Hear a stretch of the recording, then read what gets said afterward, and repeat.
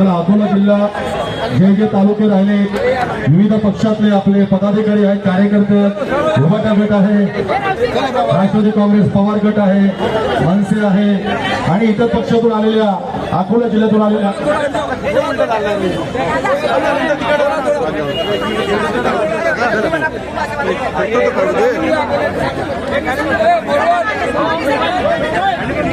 दादा सर्व कार्यकर्त्यांचा पदाधिकारी दादा जय महाराष्ट्र, जय अकोला. अकोल्यातील स्थानिक नेत्यांनी शिवसेना हा पक्ष स्वतःपुरता मर्यादित केला आहे.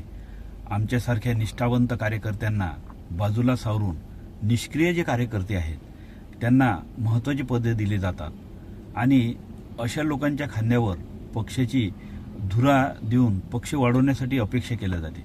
परंतु जिल्ह्यातील सर्व प्रमुख पदे स्वतःकडेच ठेवतात हे लोक आणि कार्यकर्त्यांना पुढे जाण्याची संधी देत नाहीत. त्यामुळे आम्ही निष्ठावंत लोक आज उद्धव ठाकरे साहेबांच्या गटाला सोडचिठ्ठी देत आहोत आणि शिंदे साहेबांच्या नेतृत्वात आम्ही प्रवेश करत आहोत.